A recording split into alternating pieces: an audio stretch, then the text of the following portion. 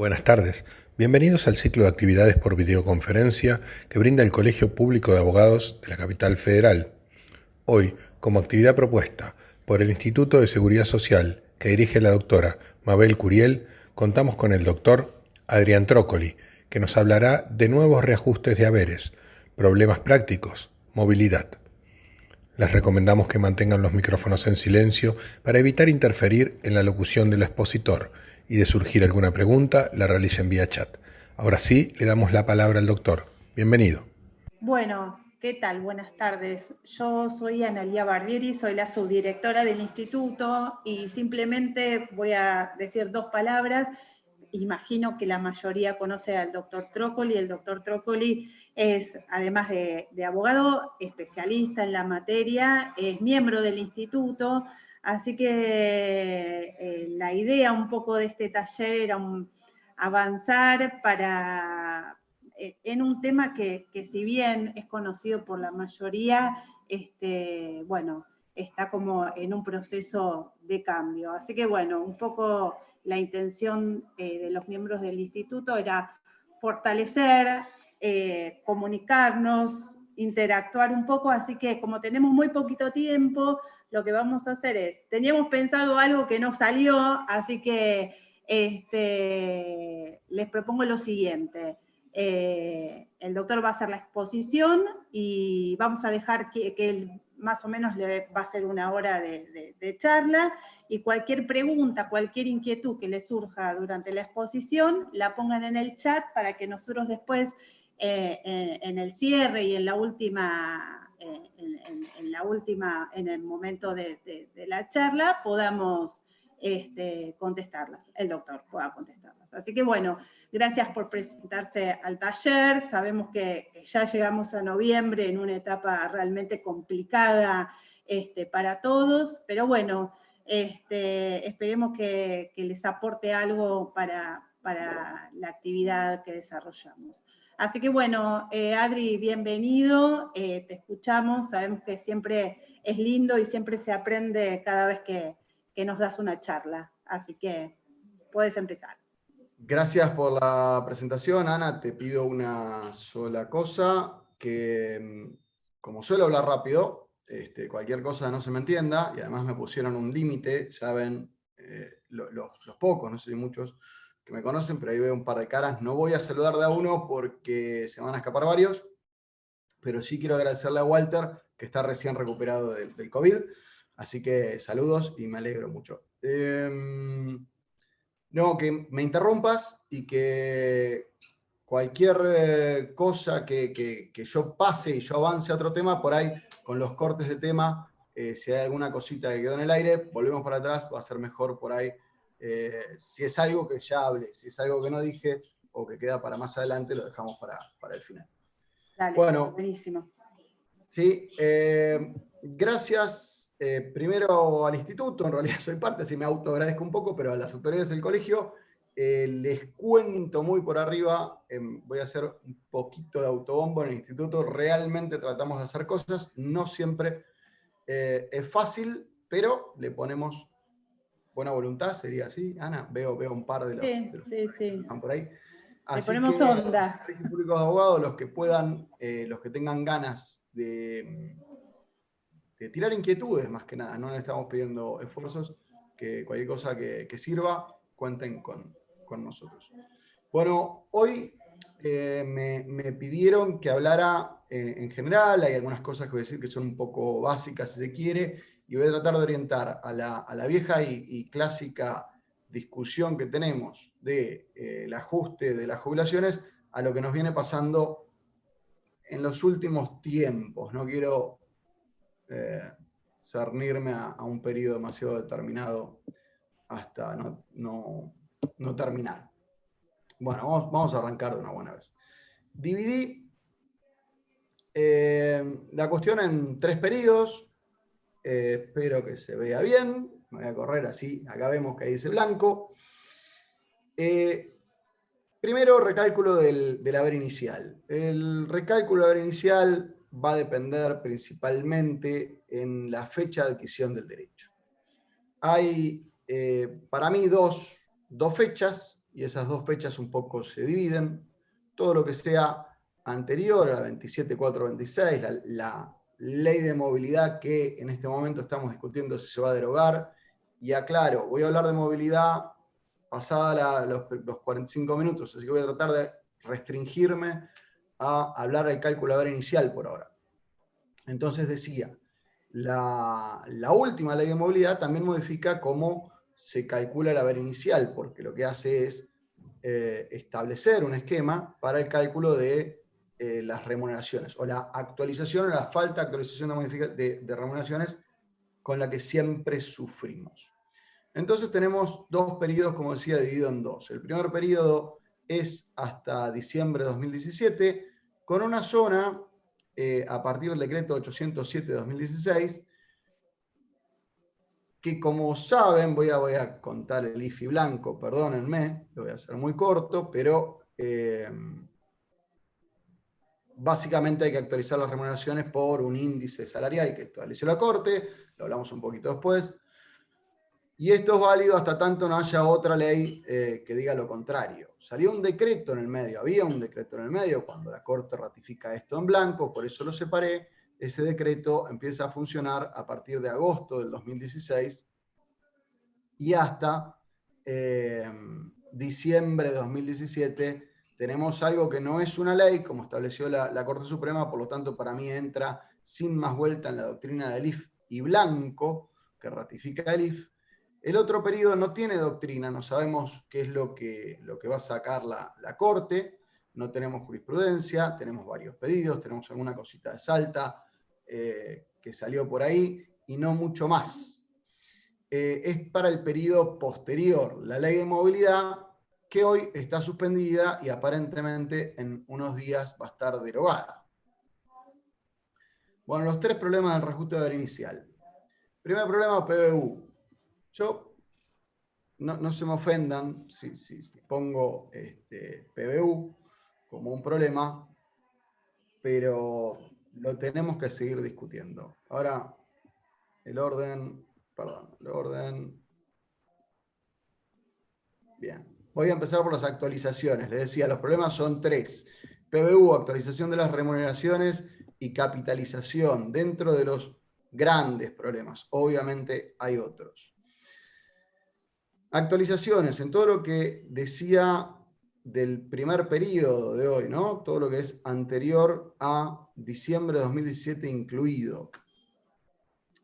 Nosotros tuvimos un primer periodo que es la resolución 135, perdón, de la 140 al 95, que básicamente dice que la ley de convertibilidad no permite actualizar las remuneraciones, se tomaban todas nominales. Estoy hablando de historia antigua, sí, pero hay gente que se jubiló en esa época y que al día de hoy todavía tenemos que hacerle un ajuste. Esa época es todo el periodo anterior a la ley de movilidad de 2008.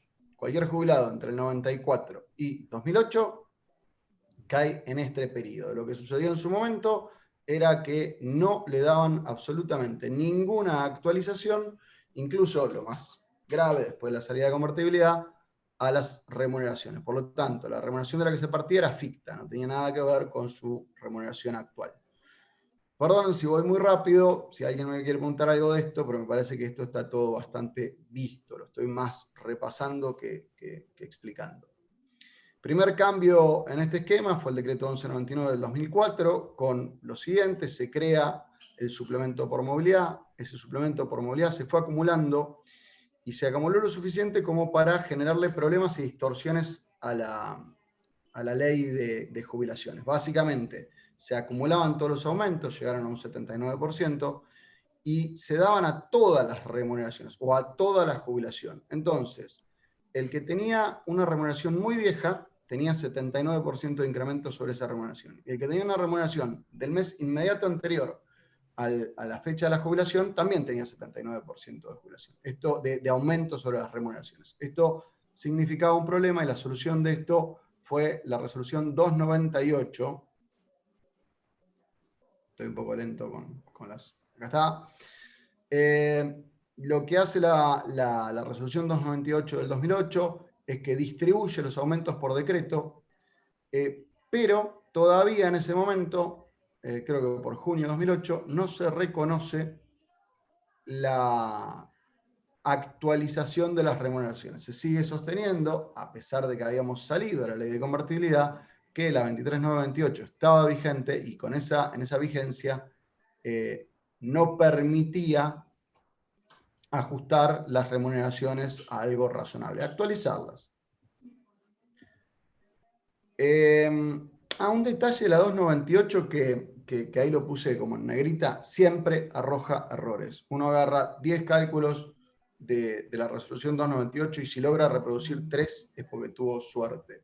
Esto es un problema, y lo digo desde la práctica, porque cuando uno va a tribunales a presentar un cálculo de alguien que se jubiló, o no que se jubiló, sino que le otorgaron el beneficio a partir de mayo de 2008, podemos tener problemas. Y digo a partir de mayo porque en realidad esto teóricamente tenía que terminar en febrero de 2009, pero hay casos que tienen adquisición en agosto de 2008, se jubilaron un par de años después y ANSES aún así le aplicó la resolución 298, lo cual genera serios problemas. Simplemente la resolución lo que establecía era la forma de calcular el suplemento por movilidad y en ese cálculo le erraba seguido.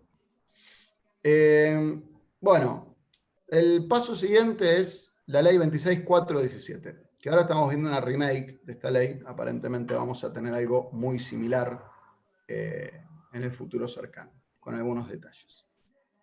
Esta ley comete un pequeño error, hace algunas cosas bien. Lo que hace bien es, empieza a actualizar las remuneraciones a partir del mes de marzo de 2009. Yo los pongo en dupla con la resolución de la Secretaría de Seguridad Social número 135/2009, que tiene sus cosillas también, pero lo que hacen es actualizar las remuneraciones de la misma manera que actualizan los aumentos, la movilidad. Como los aumentos durante 10 años fueron razonables, anduvieron bastante bien, entonces las remuneraciones se actualizaban de manera bastante razonable. Recordemos, esto era 2 veces por año, marzo y septiembre. El problema es que mantiene el esquema de la resolución 298 de hacer gradual el incremento de lo que se había dado por aumento para los periodos anteriores a marzo de 2009. Aplica los aumentos que se habían dado por decreto entre el 2004 y el 2008.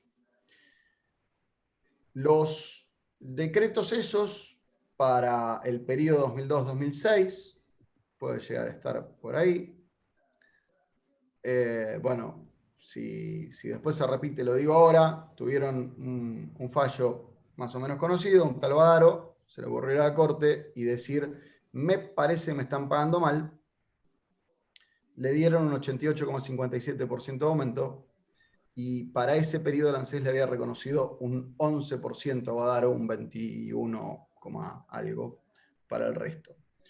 Entonces, si la ley de movilidad que nace en 2008 y en su reglamentación se olvida de ese periodo donde habían dado un 10% y tenían que dar un 88%, entonces tenemos el grave problema de que todos los que se jubilaron a partir de esta ley, pero tenían remuneraciones todavía viejas, todavía dentro del periodo de casi inamovilidad o una movilidad insuficiente, digamos 2008 para atrás, porque los aumentos de 2008-2007 eran razonables, tenían muy mal calculadas sus remuneraciones.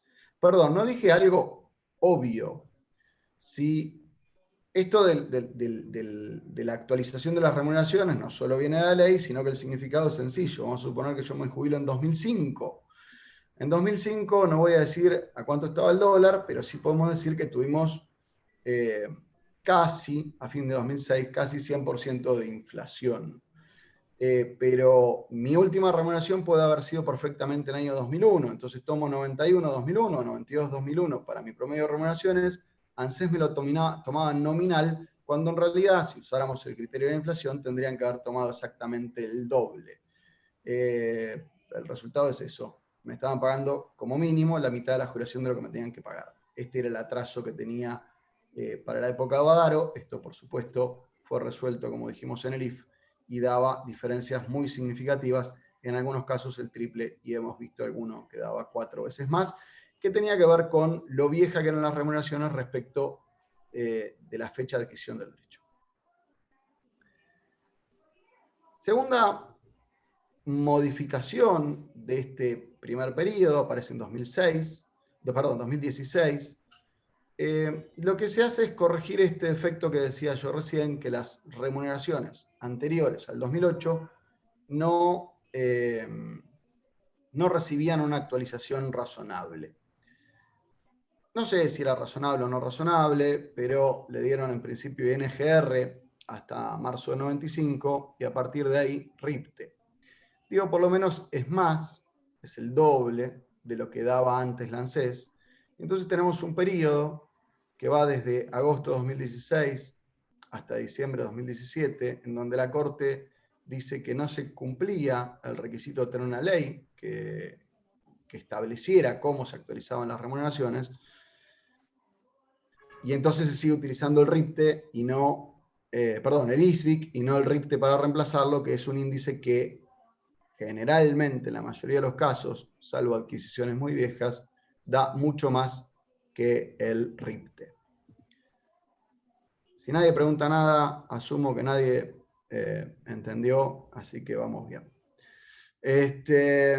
O que no hay nada para preguntar, me voy a quedar en esa segunda opción. Bueno, índices. Vamos a los problemas del índice. El ISBIC, básicamente, no se publica más desde, creo que septiembre de 2016, cuando el Poder Ejecutivo Nacional, en ese momento a cargo de Macri, decide modificar el esquema. Dice, bueno, ya ahora tenemos un índice para calcular las cosas. Ese índice es el RIPTE, y entonces no necesitamos continuar midiendo el ISBIC. Esto significa que de 2016 hasta la fecha no tenemos algún índice de referencia, que es el que había utilizado la ANSES en el año 93 y la Corte de vuelta en 2017, 2018 saca la ley, saca el fallo blanco en donde ratifica la utilización del ISBIC, y este ISBIC, como decíamos, ya no existía, pero esto es para el cálculo de inicial, así que para movilidad no tiene sentido.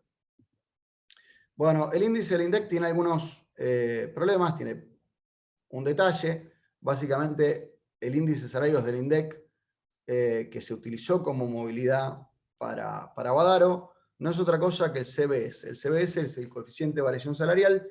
Este coeficiente de variación salarial se usa, o se usaba, se creó pura y exclusivamente para las deudas dolarizadas fuera del sistema bancario. Esto es una creación que pidió el Banco Central para aquellas personas que tuvieran créditos fuera del sistema bancario que lo pudieran pagar. Entonces el INDEC inventó el CBS. Esa misma metodología se aplicó para índices salarios. No sé mucho qué tiene que ver con las remuneraciones, pero es lo que se usó en Badaro y es un parámetro que estaba en danza como opción de índice para utilizar hoy. Yo no me gusta porque, como segunda cuestión, mantiene la misma estructura de 2001. Y por estructura quiero decir que dice que hay la misma proporción de trabajadores hoy que en el 2001, y que estuvo estable durante todo ese periodo, que en ningún momento hubo modificaciones en el desempleo, tampoco hubo crecimiento en esto me parece lo más importante, en el sector estatal. Entonces, la ponderación que hace según el grupo de trabajadores, la hace en grupos dinámicos. Hay muchísima gente que empezó a trabajar para el Estado, especialmente a partir de 2004.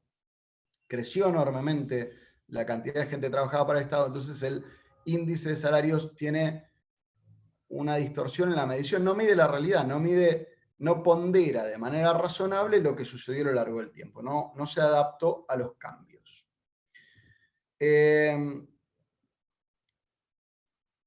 El otro problema es el origen de los datos del índice de salarios, que es la encuesta permanente de hogares.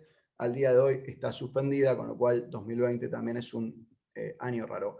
Bueno, el otro índice para utilizar es el IPC. Si nosotros tomamos de 2002 hasta hoy, simplemente no tenemos una serie continua confiable. Ahí decía contable, perdón. Pero no tenemos una serie confiable. Tenemos algunos años en donde los medios solían hablar de que el INDEC estaba intervenido, pero en términos no periodísticos sí tenemos enormes diferencias entre las mediciones que hacían las provincias del mismo índice que suponía medía la inflación con respecto al índice nacional. Entonces, tenemos recién a partir de 2016 un IPC, una nueva serie de IPC razonable, pero para medir mucho, mucho tiempo no lo tenemos. Bueno, pasamos a la segunda etapa de la actualización de las remuneraciones. Y por segundo periodo quiero decir aquellas personas que adquirieron su derecho a jubilarse, fecha de adquisición del derecho, a partir de 2018. La nueva ley que de movilidad de las jubilaciones, como dije, también estimaba cómo se calculaban las nuevas jubilaciones. El principal cambio que hubo respecto al decreto anterior es que hizo un diferimiento del pago. Lo que se pagaba antes en el mes de marzo, se pagaba la mitad en el mes de marzo y la otra mitad en el mes de junio, con lo cual estiró un poco el periodo al cual le pateó la mitad del pago 3 meses para adelante. Y al recién jubilado le hizo exactamente lo mismo. Esto es, tomo salarios, índice de las remuneraciones imponibles del trabajador estable, más atrasadas, hasta 9 meses atrasadas cuando yo me voy a jubilar. Lo que teníamos comparando las dos leyes, la ley 26.417 en el medio y en el extremo tenemos a la nueva ley que ahora está siendo modificada, se medía enero, marzo, abril y junio, todo completo, de enero a junio. Antes se pagaba en septiembre. Lo que pasó es, se dividió, enero, marzo se pagaba en septiembre, abril y junio se pagaban en diciembre, y lo mismo para el otro semestre. En definitiva, dividieron el pago y patearon la mitad del aumento para adelante. Bueno, este es el problema de por qué metí a la ley, o el principal problema por el cual metí a la ley de movilidad dentro del cálculo del haber inicial. Esto es a 2020, a ver si tengo otro periodo, voy con esto. Acá es un cálculo de 4 personas que se jubilaron en distinta fecha, pero tenían el mismo periodo de aportes. Y los mismos salarios, por supuesto. Esto es, que alguien dejó de trabajar a los 60 y estuvo 5 años esperando, o trabajando como autónomo, a llegar a jubilarse, y el otro se jubiló a los 65. Pero tenía la misma cantidad de años de PCPAP y tenía, además, los últimos 10 años exactamente iguales. El que se jubiló en marzo de 2008 cobra a mayo de 2020, acá me faltaron unos aumentos, cobra a mayo de 2020 81.400 pesos. El que se jubiló un poco después cobra 2.000 pesos menos. Y el que se jubiló más adelante cobra 7.000 pesos menos. Esto no tiene absolutamente ninguna razón de ser, no tiene coherencia, y corto a febrero de 2020 porque si no entramos con el problema de los decretos. Ahora lo digo, los aumentos por decreto. El porqué de esto es porque la ley de movilidad jubilatoria lo que hizo fue establecer por primera vez en la historia de la Argentina un problema serio. Usó 2 índices, uno para la movilidad y otro para el cálculo de la actualización de las remuneraciones.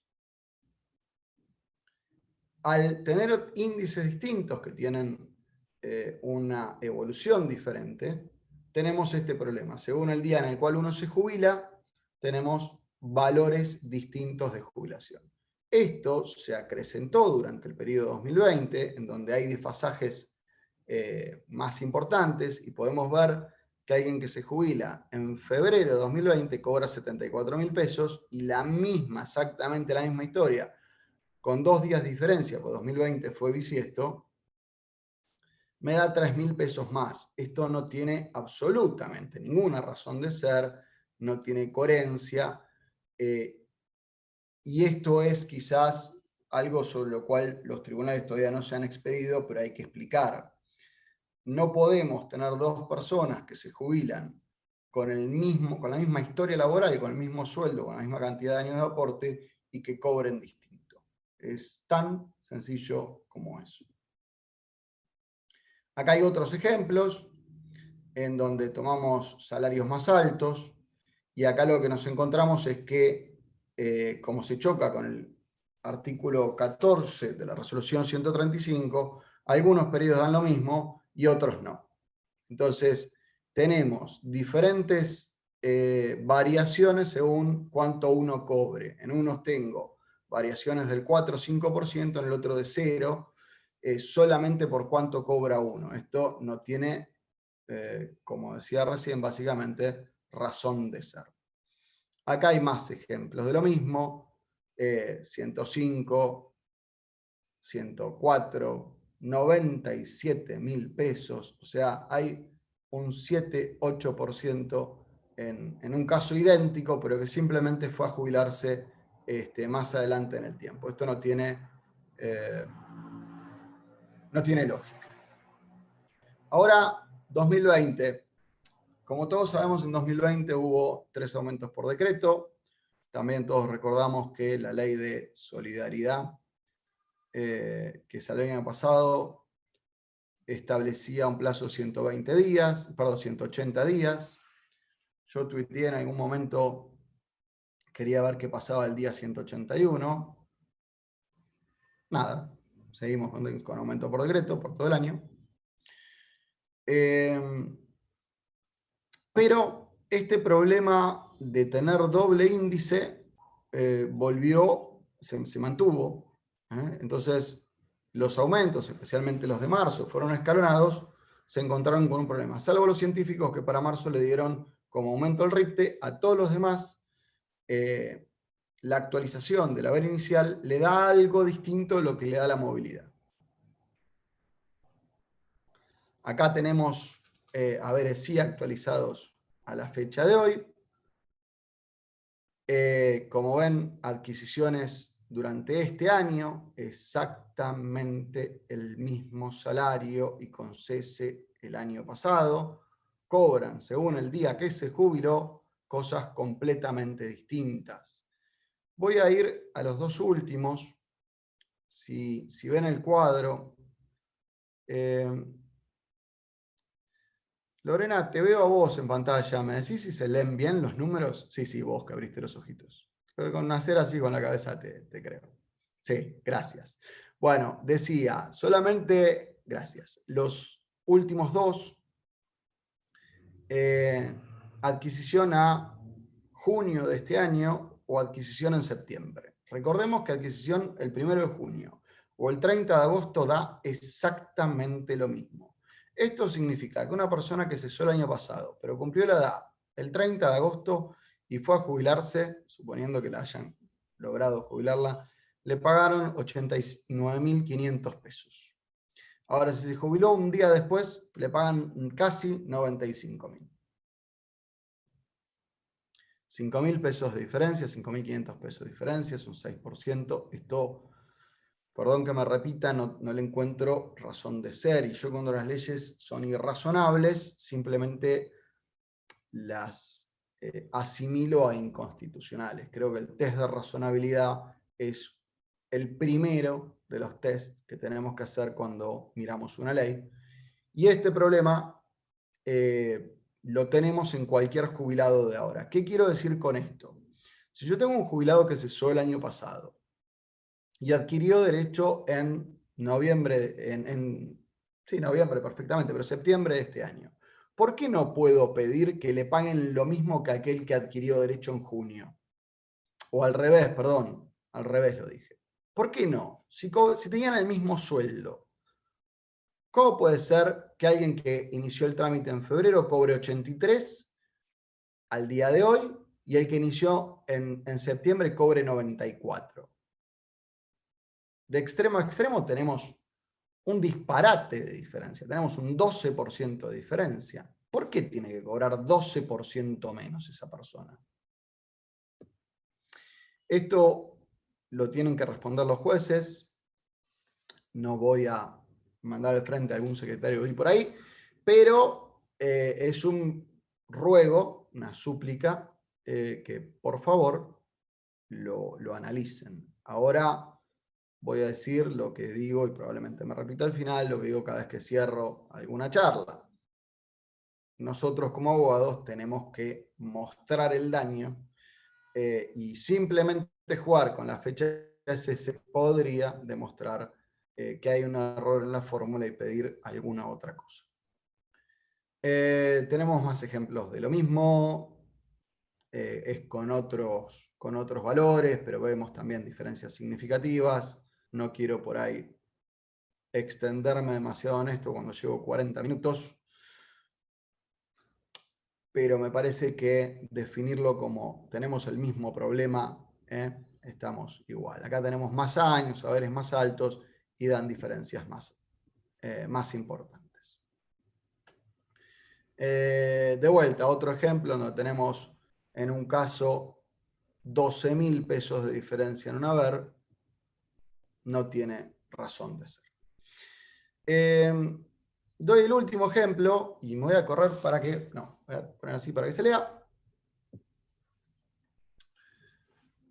Jubilarse el 31 de agosto con 35 años de aporte, con un salario promedio de 75.000 pesos. Esto está elegido para que el que se jubiló en agosto dé justo un haber de 50.000 pesos. Ahora, si esa persona se jubiló en vez de en agosto, en septiembre, cobra 5,7% más.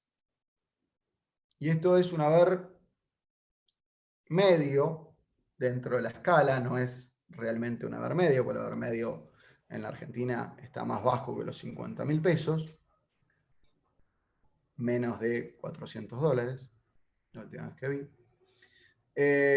Pero nada, un día de diferencia 5,7%. Perdón, no tengo nada que agregar y me choca o me violenta esta cuestión, porque por ahí escribí en algún lado, se le está pidiendo al jubilado que haga un curso de ingeniería antes de jubilarse. 2 personas que cobran lo mismo en actividad tienen que cobrar lo mismo como jubilado, fin de la discusión. ¿Por qué traje el cuento de la PBU acá? Porque todavía tenemos una PBU muy distorsionada. Tenemos una PBU que vale mucho menos de lo que en realidad tendría que valer y no siempre se la discute. Lamentablemente tenemos algunos fallos contrarios a esto, hay de todo, pero doy algunos parámetros como ejemplo. Julio 94, la PBU arranca en 157,50 pesos, en realidad está redondeado con un AMPO 63. Esto significaba el 105% del haber mínimo. En diciembre de 2001 todavía teníamos un peso, un dólar. Esto representaba el 133% de un mínimo. Esto significaba jubilarse con la ley nueva, nunca podía dar un haber mínimo, siempre daba más. Porque la PBU sola ya pasaba el valor del haber mínimo de la época. A septiembre de 2020, el AMPO vale 80 pesos, pero me dio vergüenza ponerlo, así que puse una rayita. La PBU vale 7.700 pesos, el haber mínimo lo conocemos. Esto representa menos de la mitad del haber mínimo. Acá lo que estamos mostrando es algo sencillo. La PBU subió poco y nada. No es que el haber mínimo vale una fortuna, no quiero dejar de dar una una charla técnica o técnico-jurídica y hacer comentarios políticos, pero todos sabemos que la jubilación mínima es bajísima, para no ponerle ningún otra calificación. Ahora, si habíamos pasado de que la PBU valía más o menos lo mismo que la mínima, a pasar la mitad que la mínima, y la mínima está baja, ¿la PBU qué? Bueno, respecto al debate parlamentario, tenemos que decir que en el debate propiamente solo hay una mención, aparentemente en la comisión, cuando pasamos de 2,5 ampos a un valor fijo, porque acá lo que nos contestaron en alguna jurisprudencia que dice que no puede modificarse el valor de la PBU a partir de 2009 porque la ley 26417 establece un valor fijo que después recibe los aumentos por movilidad, pero en definitiva es un valor determinado por legislador. Lo que vemos en el debate parlamentario es cómo se llegó a ese valor. Estoy viendo si... No. Si tenía el cuadro, cómo se llega a ese valor, el valor de la PBU, los 326 pesos de 2008, no son otra cosa que los aumentos que habían dado del 2004 al 2008. Entonces, si, como puse acá, en Badara nos había dicho que los aumentos estaban mal, si eran malos para la movilidad, ¿por qué son buenos para el cálculo de haber inicial de la PBU? ¿Por qué tenemos doble criterio, doble parámetro o resoluciones distintas? Esto, volviendo al ejemplo de la comparación, si yo tengo un jubilado que adquiere derecho en febrero de 2009 y otro en marzo de 2009, y a uno le actualizo la PBU y al otro no, teniendo exactamente las mismas remuneraciones, el mismo tiempo de trabajo, resulta que la PBU le va a valer el doble o el triple en realidad, de lo que le reconoce la ANSES. Y en algunos casos la jurisprudencia, cuando dice que tiene un valor fijo, y entonces como tiene un valor fijo no lo mueven, ahí estamos. Ahora yo alguna vez escuché, está bien, tiene un valor fijo, y si el valor fijo fuera de 30 pesos, ¿lo aceptaríamos? La sola mención a un valor fijo a mí no me dice nada, me parece que hay que analizar el contenido, y cómo se llega a ese valor fijo es simplemente utilizando los aumentos generales que habían sido criticados. Si los aumentos generales estaban mal para una cosa, están mal para la otra. Fin de la discusión. Quiroga,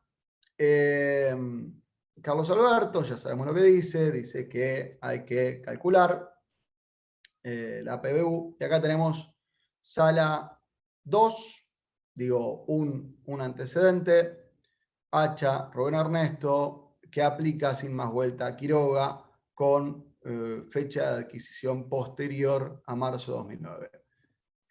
Lo mismo de sala 1, Robles, José Lisandro,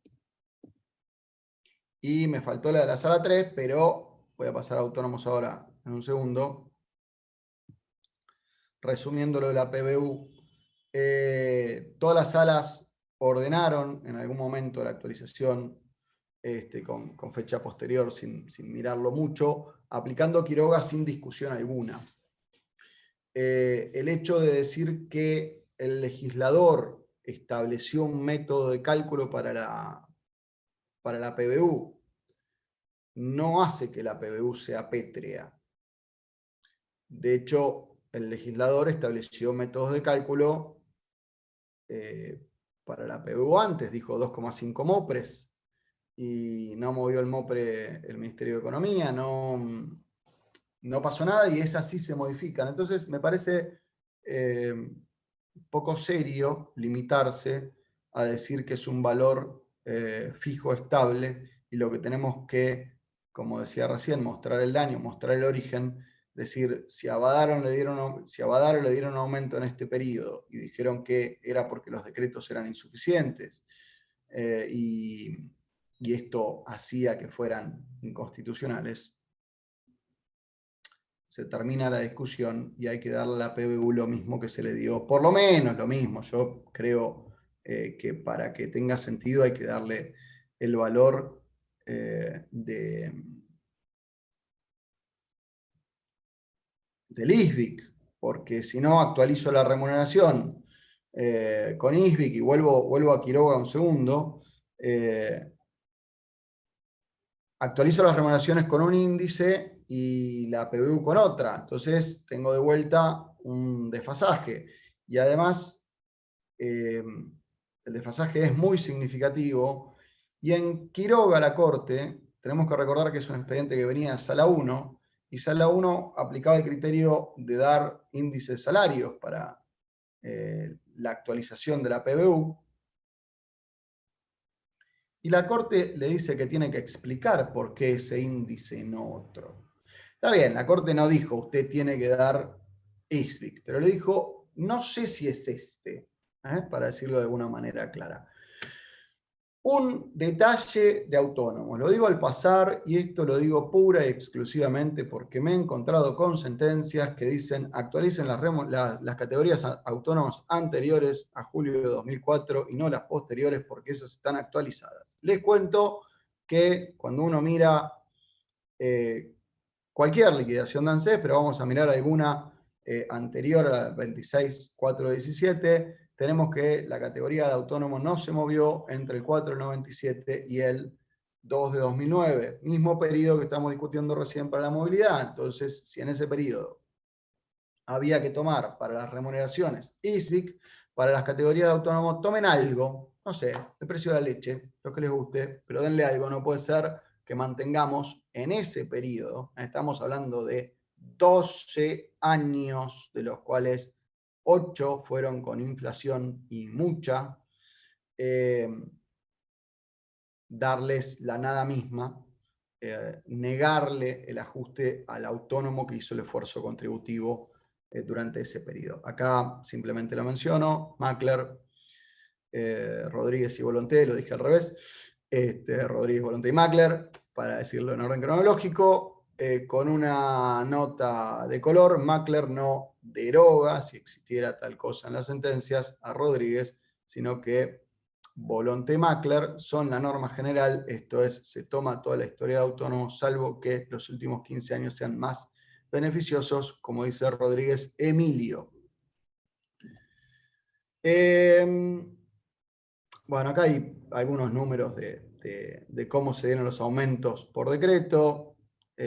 Badaro dio 88,57. A los menores de 1000, como dije hoy, le dieron hasta 22,1% y 11% a los otros. Ahora a los autónomos le dieron 0, y si ese 22 y pico estaba mal y había que darle un 88, imagínense cuánto más había que darle al que le dieron 0. Y acá pasamos a hablar de movilidad. Analía, dudas, preguntas, alguien que tire algo, hablé muy rápido. Hablaste divino, pero no hay ninguna pregunta. No sé si alguien quiere preguntar algo. Ninguna pregunta. Bueno, esto honestamente significa que logré marearlos a todos. Pero bueno, no era la intención. Les doy media horita más para tirarme a algún centro que pueda decir que me escucharon. Pasamos a movilidad. Preguntas no, pero halagos sí, así que después te paso los mensajes hermosos que te mandaron. Bueno, pero esos son infiltrados que puse yo. No sé. Yo leo todo. Gracias. Movilidad. Perdónenme, pero voy a empezar por Badaro, prácticamente, ¿no? Corto, periodo de movilidad, ya lo dijimos, 2002, 2008, tenemos que dar el 88,57, no hay duda alguna al respecto. Periodo 2002-2019, periodo 2009-2017, tenemos la ley 26.417, que tiene algunos problemas, tuvo 2 años con pérdida contra inflación, pero en términos generales de punta a punta anduvo bastante bien. Ahora, lo que no se recuperó fue el valor de 2015. Acá tengo un cuadrito que para que se vea mejor, ahí asumo que se va a ver mejor. Y además puedo hacer caras acá atrás de la cámara sin que ustedes lo vean. El cuadro lo que muestra es, como puedan ver, año a año, la inflación medida por el INDEC, los aumentos de ANSES, y le agregué el RIPTE porque tanto que está en boga el RIPTE, lo puse ahí. Salvo 2017, que fue un año raro, hasta el año pasado, y de punta a punta lo vamos a ver, la inflación siempre fue superior, tanto al RIPTE como a los aumentos de ANSES. Ustedes saben que yo los aumentos de ANSES siempre los pongo en rojo, no me importa que den bien o mal, es lo peor que puedo poner como gráfico, así que los de ANSES van ahí en rojo y siempre perdiendo contra la movilidad.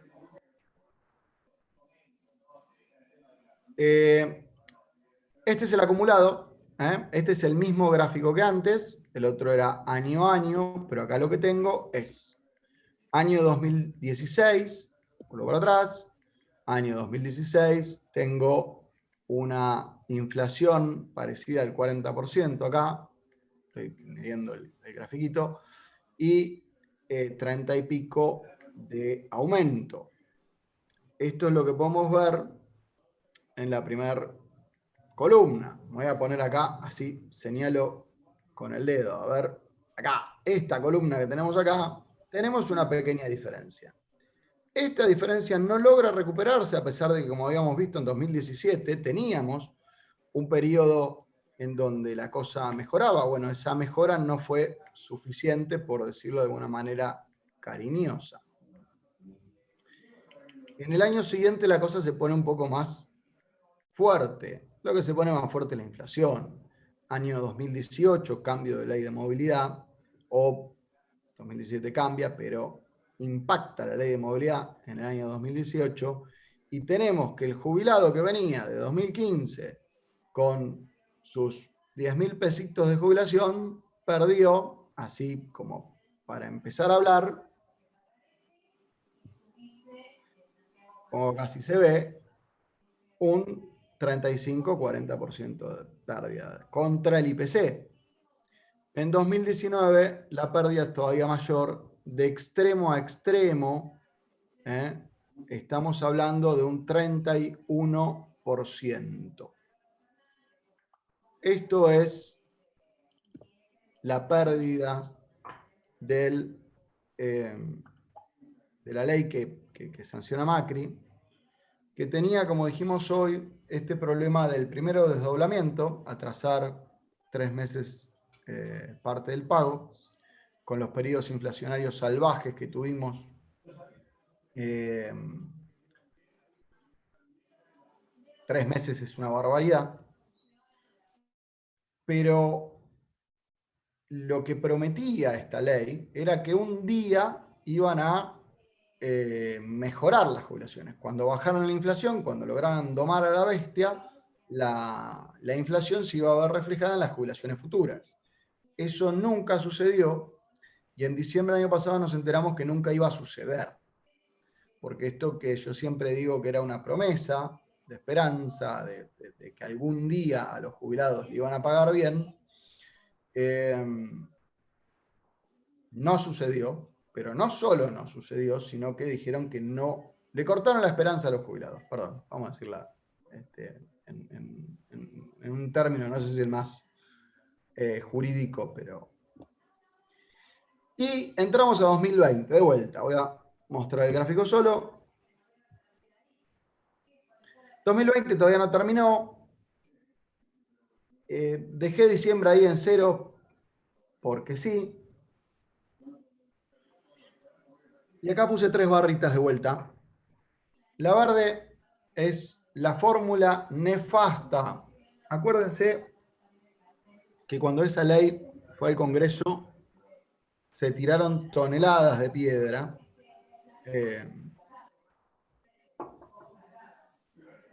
Y se dijo absolutamente cualquier cosa sobre esa ley. Fue ampliamente rechazada.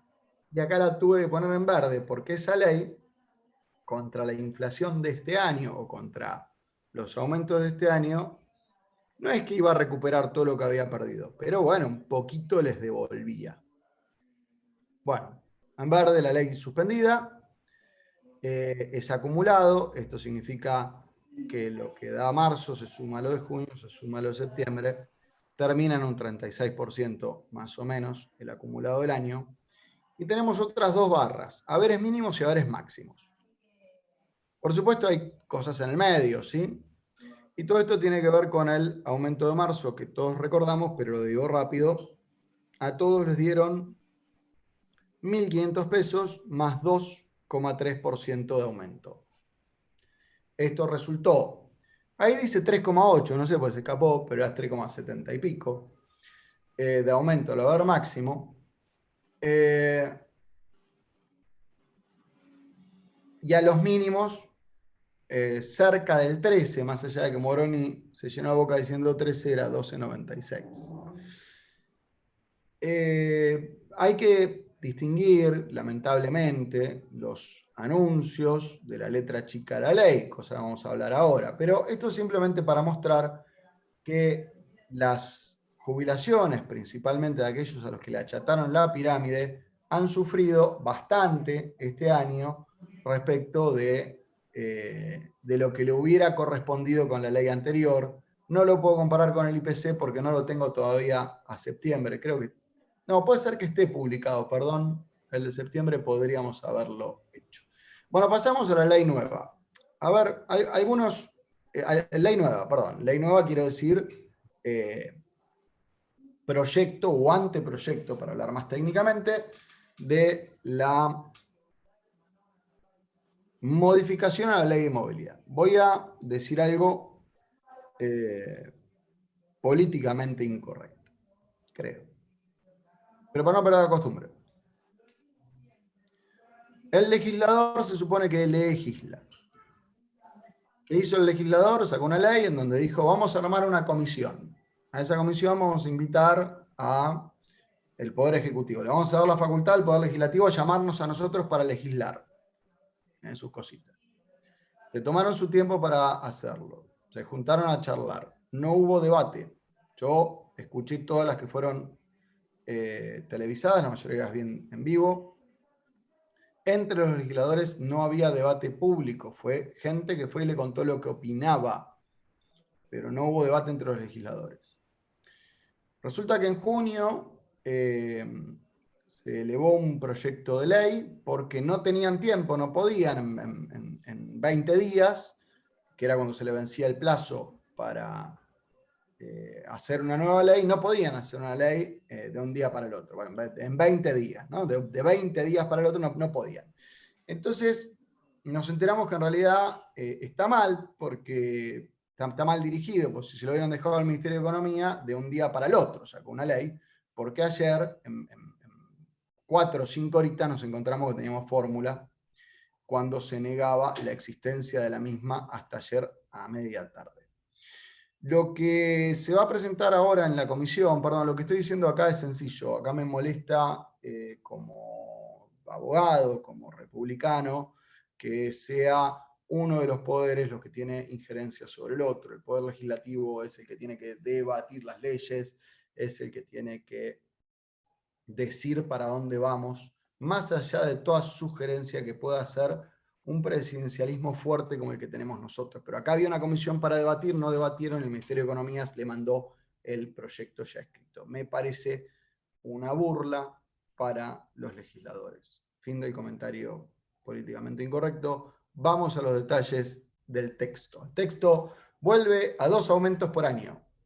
Esto para mí es regresivo, porque yo prefiero tener aumentos 4 veces por año y no 2 veces por año. Esto ya critiqué el atraso que tenía las jubilaciones, esto sin lugar a duda estaba mal, había que actualizar las jubilaciones más cercano a la medición, como como dije antes, uno medía de junio a septiembre, me lo pagaban en marzo, lo podían pagar en diciembre, pero lo único que había que hacer era acortar ese periodo. Pagar cada 6 meses no significa acortar el tiempo de la medición, sino incrementar la pérdida del poder adquisitivo. Si a mí me dicen que nosotros tenemos 1 o 2% de inflación, como el resto del mundo, toda esta conversación no tiene gracia. De hecho, estaríamos charlando de cualquier otra cosa. Entonces, en 6 meses en la Argentina la inflación puede ser tanto como un 20-25%. Entonces, a mí me recuperan al mes de marzo, me ponen, vamos a suponer que la ley funcione bien, y resulta que pierdo 20-25% y en septiembre vuelvo a foja cero. Miren, la verdad es que sería mejor que me lo hagan en septiembre, perdón, no en septiembre, sino en junio, un poquito antes. Entonces perdí el 8, ¿eh? Del 20, en 3 meses más o menos, el 8 parece razonable. Esto para mí, de 2 aumentos por año, es sin lugar a duda regresivo. Bueno, título que suena, no sé por qué le puse eso. Esta ley tiene un techo bajo y un ancla pesada. ¿Por qué puse esto? Básicamente porque se anunció, los PowerPoint son muy lindos y dicen que esta ley va a dar un aumento que va a promediar un índice salarial y los incrementos que tenga la ANSES de ingresos tributarios. No quiero tocar este tema porque hay más de un especialista escuchando y me da vergüenza opinar de eso, pero sí tengo claro que no es así, no se promedia. Cuando uno lee la fórmula, no es así. Eso es así en el mes de marzo. En el mes de marzo tomamos 50% del RIPTE, 50% del aumento tributario, que ignoro cómo leerlo, perdónenme, pero no quiero, no sabría decir cómo vamos a hacer, especialmente en impuestos como ganancias. Hay unos impuestos que son anuales. Si yo tengo un impuesto anual y tengo que medir un semestre, la verdad no lo estoy midiendo, estoy haciendo una proyección. Con lo cual tenemos algún margen de error y alguna oscuridad en cuanto al origen de los datos. No estoy diciendo que vayan a hacer trampas, y a mí me cae muy bien, no el gobierno, sino el Estado. Recordemos todos que la Secretaría de Seguridad Social sacó un día, un año, un índice de corrección que daba 0, algo. Entonces, para calcular bien mi jubilación, lo multiplicaban por 0,9, entonces me bajaban el promedio para actualizarlo. Estas eran las barbaridades que ha hecho en distintas etapas algún que otro organismo. Después se escondieron bajo 7 llaves el INGR, después sostuvieron que la ley de convertibilidad decía tal o cual cosa. Perdónenme, yo tengo una desconfianza natural hacia cualquier poder y al mismo tiempo creo que nuestro esquema es de tener un poder judicial que actúa como contrapoder mayoritario, y debiera poner un freno a alguna de estas cosas. Volviendo al punto de partida, tenemos 2 aumentos por año. Como decía, ese aumento por año me parece que es regresivo, así que el Pacto de San José de Costa Rica siempre nos viene bien, lo podríamos citar ahí. Y respecto del cómo se aplica el RIPTE y cómo se aplica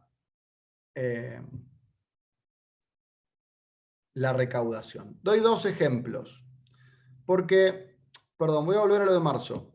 En marzo sí tomó 50-50, lo que dé. Pero en septiembre no puedo dar más de lo que dio la remuneración en el último año. No tengo claro, perdón, porque no tengo el texto completo, si es el último año calendario, o sea que en septiembre estaríamos midiendo con 9 meses de atraso. Si estamos midiendo 2 semestres de distintos calendarios, por lo tanto tampoco podríamos saber cuál es la evolución de algunos impuestos anuales. Esto significa tenemos que medir de julio del año anterior al junio del año en curso para ver cómo subieron los recursos del ANSES, los recursos tributarios, y la verdad es que estamos estimándolo. Bueno, decía, en septiembre lo que sucede es que no importa lo que haya dado la suma de los dos, RIPTE más tributarios, en ningún caso se puede superar el ingreso tributario más un 3% de ese ingreso tributario. No es lineal, no es más 3, es por 1,03%. Entonces, si los ingresos tributarios subieron un 10%, las jubilaciones no pueden subir más de un 10,03% en todo el año. Entonces, voy al ejemplo que mostraba recién.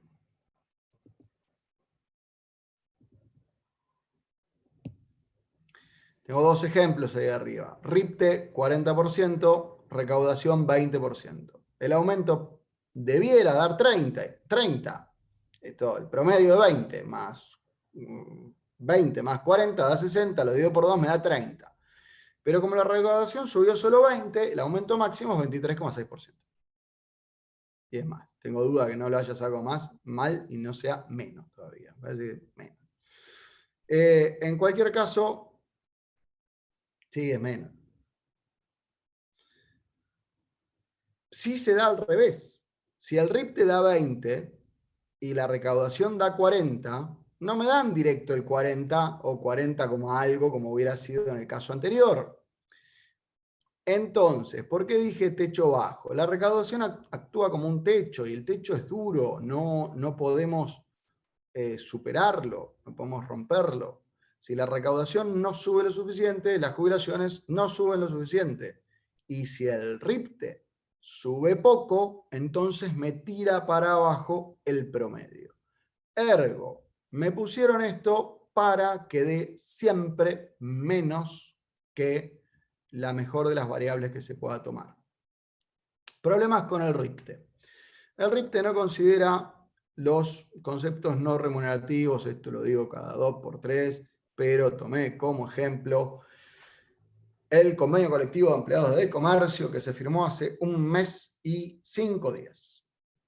Se dieron sumas fijas, un bono, una bonificación y sumas fijas por 5.000 y pico de pesos. Esto dicen los del sindicato que significó un 31% de aumento para los empleados de comercio. Vamos a imaginar un escenario un poco ridículo, pero una simplificación, decir que solo se jubilan los empleados de comercio. Le subimos 31% a los empleados de comercio y estaba anotado, pero les hubiera dicho, adivinen cuánto le subimos a los jubilados. Porque el aumento que se dio para los empleados de comercio es no remunerativo, es una especie de gratificación. ¿Y por qué se da esta gratificación así? Simplemente porque tenemos mucha inflación, entonces hay que subir los salarios y tenemos problemas de recesión y las empresas no alcanzan a pagar todo el costo. Entonces les dejamos no hacer los aportes y contribuciones. Tampoco sube la contribución, pues, tampoco sube la carga tributaria, ¿no? Lo que subirían o debieran subir los impuestos por haber subido los salarios no se van a ver. Entonces tenemos el pequeño detalle de que aun cuando para este universo mentiroso de activos le salió un 31% de aumento de salario de bolsillo, para los pasivos no les transmitieron nada. El RIPTE además tiene otros problemas, pero para esto no hay recomposición de haber alguna. Bueno, no sé si ahora sí me hacen alguna pregunta. Puedo agregar algún detalle de esta ley, pero lo más importante, perdón, esto de que no hay recomposición de haberes, es todo lo que vengo diciendo desde que empecé con la parte de movilidad, lo resumí en algo sencillo. Se perdió durante los últimos 4, ya 5 años, si tomamos el 2020, algo así como un 30% para los que estaban jubilados. Y esta ley no reconoce nada de esa pérdida, no recompone los saberes. Si esta ley no recompone los saberes, lo que tenemos es entre un 20, 25, 30, vamos a encontrar situaciones en donde por efectos del RIPTE contra la inflación, tenemos todavía valores mayores, pérdidas mayores, y esta ley decide hacer oídos sordos, a pesar de que en la presentación critican que la ley anterior perdió, según ellos, 19,5%. Ahora, ese 19,5% parecen decir que no lo vayan a buscar al Congreso de la Nación. Hasta acá llegué. Sin extralimitarme, quiero, sí, un reconocimiento especial de Ana, porque le prometí que iba a demorar menos de 1 hora y media. Muy bien, te portaste muy bien, te portaste muy bien. Yo quería agradecerles a todos por participar del taller. La verdad que para nosotros es muy importante porque además de no poder vernos, tener toda esta complejidad de la virtualidad y todo es por Zoom y bueno, se nos complica. Teníamos pensada armar una encuesta para empezar la actividad, para que después Adrián pueda hacer el cierre con respecto más que nada la problemática nuestra, ¿no? Del día a día, de lo que significa litigar contra ANSES y iniciar trámites previsionales. Pero bueno, por cuestiones informáticas, por nuestras limitaciones no lo pudimos hacer, pero bueno, sería muy interesante también que si ustedes tienen alguna inquietud o algún tema que les gustaría desarrollar, que nos hagan llegar a través del colegio, a través del mail de los institutos, ese tipo de cosas, para que nosotros podamos profundizar y desarrollar. La idea es que a través de estos talleres nosotros podamos nutrirnos, alimentar entre nosotros todo lo que ya sabemos, porque seguramente muchas de las cosas que dijo Adrián las conocemos, pero bueno, a veces escuchar a alguien que habla y que analiza con tanta claridad esta problemática siempre nos desasna un poco. Así que, Adrián, muchas gracias. Gracias a todos por participar. A ver, miro a ver... agradecimientos, muchas gracias. La verdad, muy claro, muy refrescante, excelente charla. Bueno, Perdón, todas Ana, cosas lindas para vos. les digo una cosita, un detalle. Les acabo de dejar mi Twitter ahí en el chat, en donde todos estos gráficos están. Los voy subiendo cada vez que estoy aburrido, me pongo en el Excel. Ponete tu correo también, Una que así si otra alguien te nota quiere un poco más escribir. larga. Poné tu correo, Adri, así si alguno también nos quiere hacer llegar por ese medio algún Si alguien me quiere escribir tema. por Twitter es más fácil, el correo Ah, ya. bueno. No, mi correo es una cosa que Ah, no bueno. tiene. Está bien. Así que bueno, no sé si estás ahí, Darío. Sí. Vos, Adri, si querés decir algo más para cerrar. No, yo agradecer. Sí voy a decir, como siempre, no nos tenemos que olvidar de la tarea. Nosotros hoy estamos en el Colegio Público de Abogados. No nos tenemos que olvidar de nuestra tarea como abogados, ir a tribunales a reclamar lo que podamos probar el daño, ¿sí? En la medida que tenemos esto probado, nosotros podemos seguir adelante con mejores ideas. Esto es sencillo. Los jueces no pueden hacer cosas que nosotros no le pedimos. O no sería la mejor idea. Más allá de que para mí tienen que declarar de oficio cuánta inconstitucionalidad vean caminando por ahí. Creo que nuestra tarea es pedirles, pedir e insistir. Veo que ahí me preguntan, no, en Instagram no estoy, pero no estoy, así que perdonen. Pero... Bueno, por Twitter entonces, que te sigan por Twitter. Cualquier pregunta me quieren hacer, ahí estamos. Bárbaro. Bueno, gracias a todos. Y bueno, estén atentos porque creo que el miércoles que viene hay otra actividad y el último miércoles de noviembre también tenemos otra. Ahora no tengo presentes las fechas, pero bueno, ya van a quedar publicadas. Así que bueno, la idea es volver a encontrarnos. Así que bueno, gracias Adrián y gracias a todos. Gracias a todos por el aguante y saludos. Un placer. Nos vemos.